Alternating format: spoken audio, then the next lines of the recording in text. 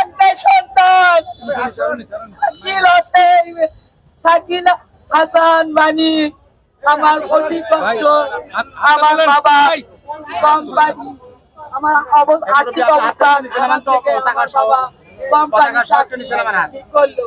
সে অবস্থায় বাবা লেখাপড়া করেছিল, সে অবস্থায় বাবা মার কিছু খরচ রোজগার করছিল। আমার কোনো সয় সম্পত্তি নাই, আমি মানুষের জমি আদিবাদি করে খাই।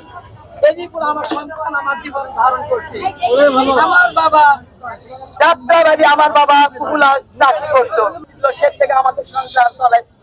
আমার একটা ছেলে একটা মেয়া, অতি কষ্ট হয়। আমার বাবাকে আমি শাহসুন্দর কলেজে ভর্তি করতে লেখাপড়া করাইছি। ওই লেখাপড়ায় শিক্ষায় আমার বাবা চাকরি করতেছিল, আমার কিছু নাই। যারা আমার বাবাকে আমি এটাই তোমাদের কাছে অনুরোধ, আর আমি কিছু মা হয় বলতে পারবো না বাবা। আমি তাকে খুব কষ্ট করে তাকে মানুষ পান করেছি। সেই তাকে ছেলেটা আমার করলে কষ্ট, ডিগ্রি পরীক্ষা দিচ্ছি, এই ডিগ্রি পরীক্ষা অবস্থায় দায়িত্ব বসে কি করি, আমি একটা কাজ করি, তুমি তার কাজ কাম করে বাবা না। বাবা আমাকে এই কথা বলে ঢাকাতে যাত্রাবাড়ি চাকরি করলো পপুলারে। সেই পপুলার থেকে বাবা আমার কিছু টাকা পয়সা রোজগার করে দিচ্ছিল, বলতেছিল বাবা তোমার তো ঘর টর সমস্ত জং ধরে হয়ে গেছে, এই বাড়ি তো তুমি আর করে বাবা না। আরে না বাবা, এখন তুমি করবা, তুমি ছাড়া আর আমার কোনো গতি নাই। বাবা আমার ভাবে আমাকে বুঝে দিয়ে গেল। বাবা বুঝে যাওয়ার পরে বাবা আমার ঢাকা শহরে আন্দোলন, বৈষম্যতা আনন্দ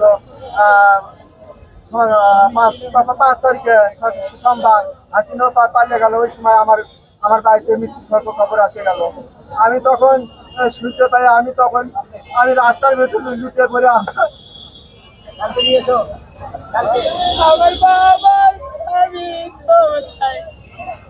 আমার বাবার কথা শুনে বলছি, বাবা গো তুমি কাছ থেকে বিদায় গেলে আমার কাছে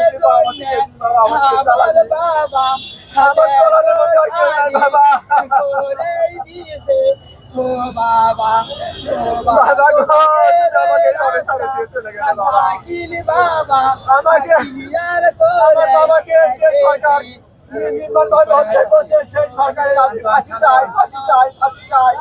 এই সরকারের আমি ফাঁসি চাই, আমি আর কিছু বলতে। আমি তখন শুনতে পাই, আমি রাস্তার ভেতরে লুটিয়ে পড়ে